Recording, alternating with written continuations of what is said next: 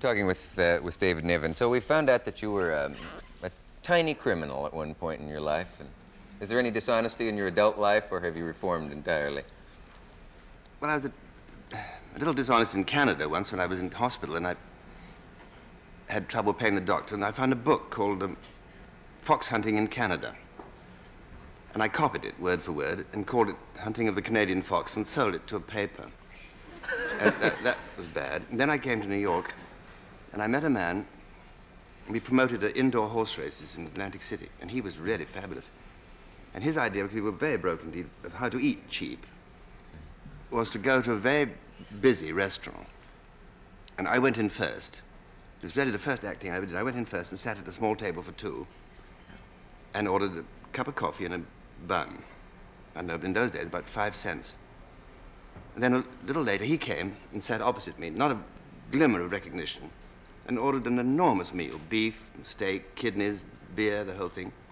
And we never spoke. I had my paper. Then when he'd finished, he called for his check. And then I said, "Would you bring mine too, please?" So we had the two. Then he picked up mine, you see, for the 10 cents, and went to the door and paid it, and left. And my big acting, and I'd pick up his for about $18 by now. I said, "Oh, look, I haven't had all this beef and the kidneys and things. I just had the bun. I got the crumbs." And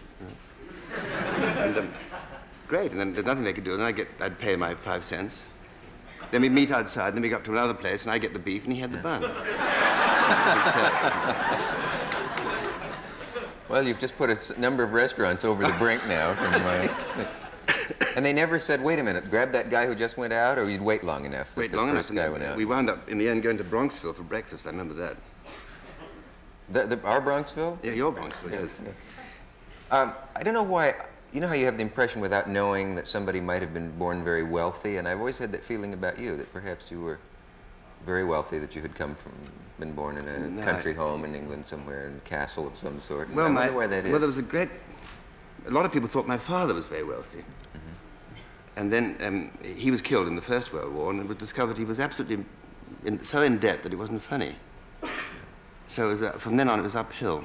I think you mentioned in the book that your mother was among the people who thought he was very wealthy. Yes, she did. She thought he was loaded, you see. Yeah. It was awful. Why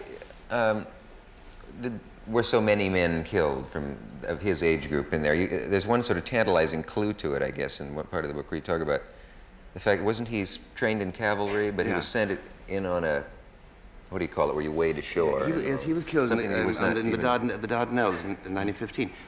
And they were cavalry. They were trained as cavalry, and they had to land on this beach. I mean, typical in those days. The slaughter on the Somme, 60,000 people in one day, you know. Yeah, those figures are stunning. Unbelievable. And for nothing. And they sat in a troop ship for about 2 weeks, waiting while the High Command in London decided how to get them on the beach. Meantime, the Turks were looking at them. They could see them sitting out there.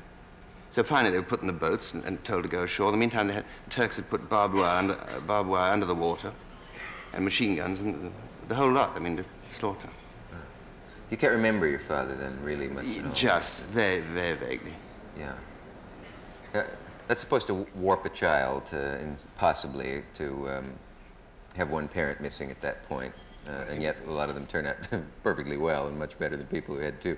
Have you ever wondered if it changed you in any way, if you'd be a different David Niven if you'd had that father? Yes, all sorts of things would have made a different and better one, I'm sure, but I had this creep of a stepfather. He was no great help. He really was awful. How do you account for his being so bad? I think I account for it because he hated me, really. He loathed me.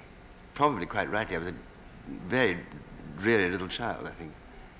And he dominated my mother, and you know, being packed off to boarding school at 6 didn't endear him to me much. And he was, no, not a good fellow. Is he dead now? Yes. Yeah. I didn't look happy, did I? No. No, you didn't. But if you feel that way, there's no reason to pretend otherwise, is there? I think of all of the people that you know and knew.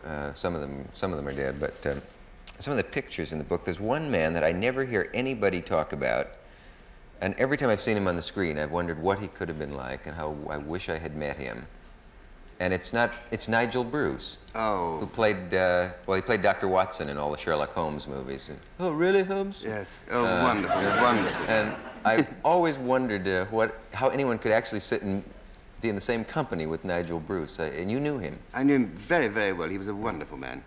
Very generous, very sweet fellow. And he was a great cricketer. You know, I even belonged to the Hollywood Cricket Club at one point with Aubrey Smith and Willie Bruce. We used to call him Willie. And Willie Bruce was a good cricketer. And there was a time in England when he was invited to play at some duke's establishment, this awful game, cricket, this dull game. And Willie Bruce went there, and he was welcomed by the butler with a sort of distaste that is reserved for actors, you know, and shown his room. And he looked out of the window, and he saw the house party all gathering down there and eating cucumber sandwiches and cake and things. And he was terrified of them. So to put off the evil moment of going to see them, he went round by the greenhouses round here, and he saw a small peach tree with one peach on it, so he ate it. He was rather hungry.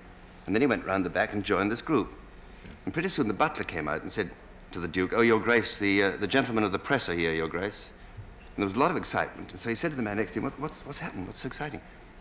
And the man said, "Oh, haven't you heard? The Duke is the first man in the world to grow a full-size peach on a miniature tree."